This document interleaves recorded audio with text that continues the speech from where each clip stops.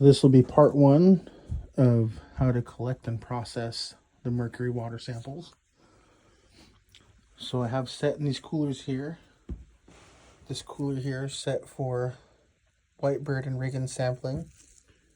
It's got a bag and a marker with gloves in it with the two Nalgene bottles that will go to each of those sites. Here is another cooler. This is all of the sites that are going to be collected down near Yellow Pine. 14 sites total. So you use these two coolers to transport the samples.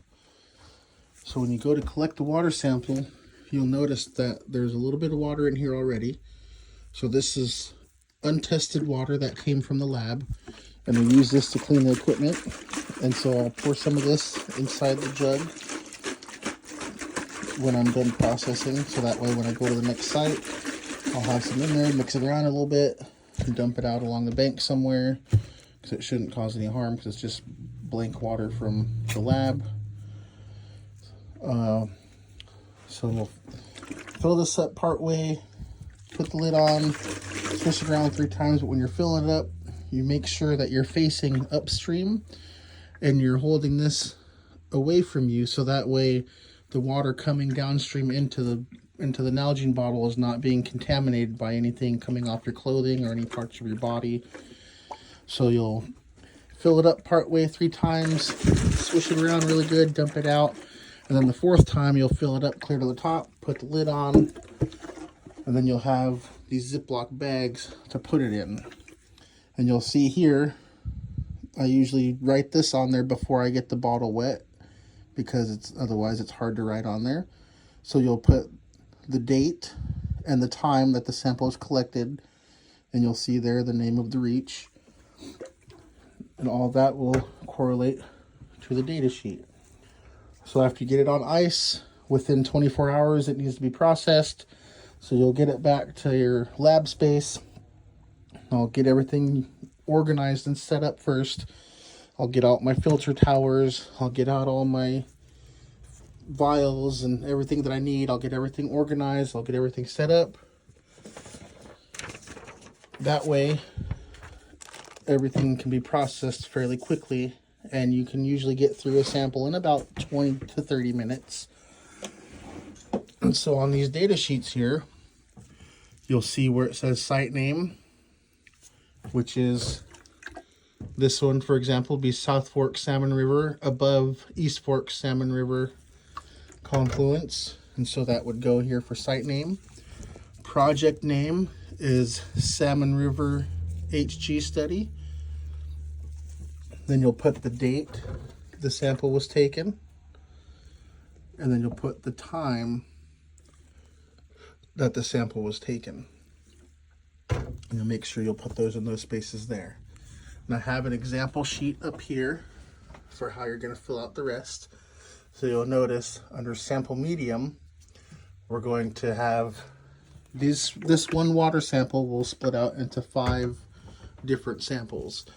And so you'll put WS under sample medium for each of those 5 lines. And then analysis type will go as follows. You see here, you write those on those lines. Don't worry about this line because that's only for sediment. We're only worrying about water for this round. And then filter type, you'll put GF here.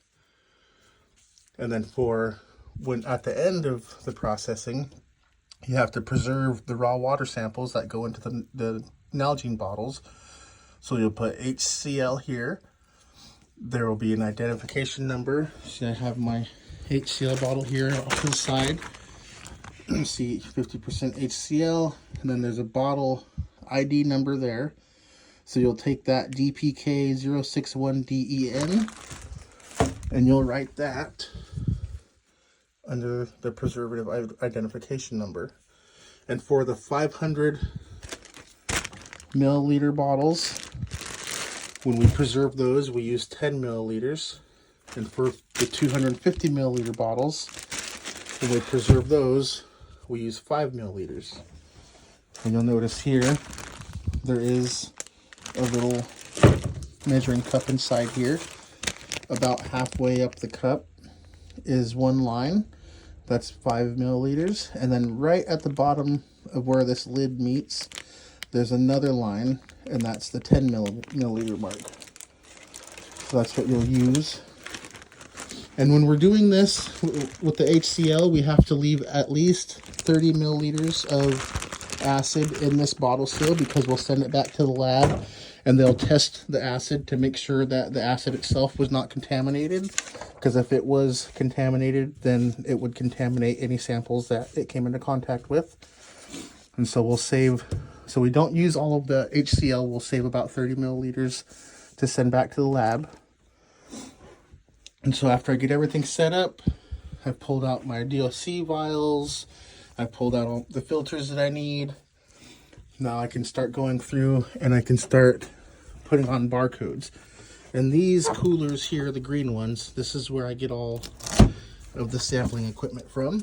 The filter towers, the extra HCl bottle in there for acid.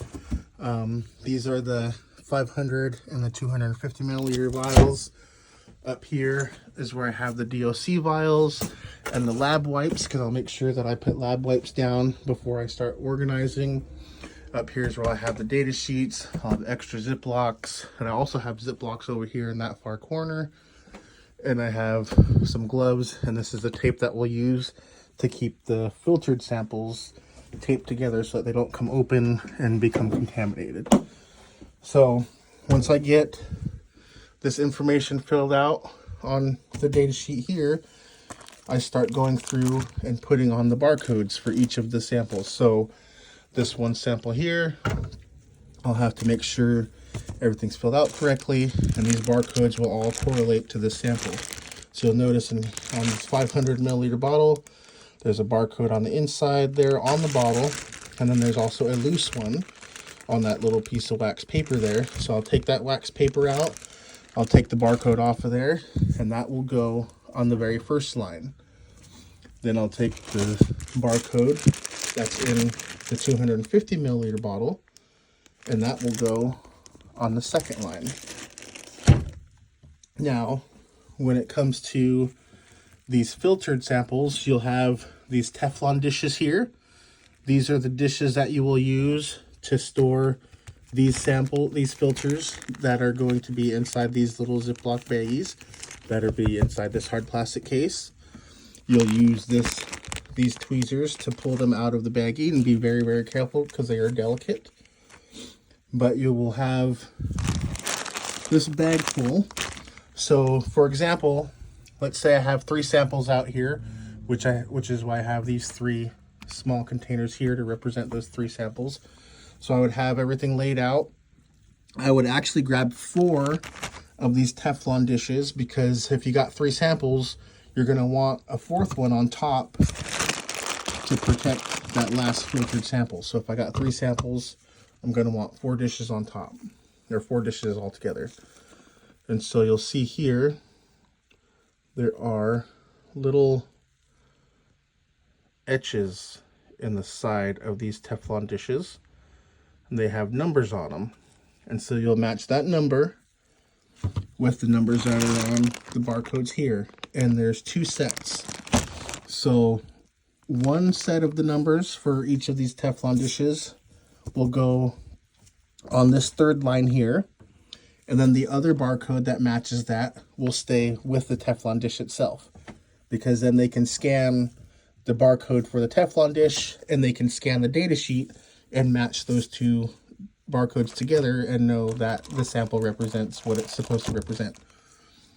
And so you'll grab your 2 sets of barcodes out for each of your dishes. One of the barcodes stay with each of the dish here. The other barcode goes on the 3rd line here. So for the next filter, these are the pre-weighed filters. They're already in these little hard plastic containers. So as you'll see, you'll take one of these out, and it'll go on here when it comes time for that. But they already have the barcode on them. So you just need to pull one barcode out of these bags that matches the barcode on the dish. And that will go on the 4th line here. And when we're done with these filters, there's a certain way to store them. These ones you have to fold in half. These ones can just lay flat. There's a little bit of difference there. And so for the next line down, we have the DOC vial. So that will be the 5th line, the final line. These are the 2 DOC vials. One's going to be DOC, one's going to be ABS, but we collect them at the same time. There will be 3 sets of barcodes for each of the vials. So you get 2 of the barcodes, 1 for each of the vials, and then the 3rd one will go on the data sheet. So there's 3 total for the sample, 1 for each vial, 1 for the data sheet. So once I get all the barcodes all on here, I get everything's all filled out. I got my samples ready to go. Everything's organized, because once you get things going, it's easier to have everything set out and organized. So this is one set of samples here. I got my DOC vials, I got my pre-weighed filter. I leave these stacked together because once I start putting the filters in there, keeping them stacked will keep them protected. So I would do that for each of the 3 samples. So if I would have gotten out more of these, I'd have a 250 and a 500, 250, 500, 2 DOC vials, 2 DOC vials, and everything would be correlated with the barcodes matching the data sheet, because each of these will have its own data sheet.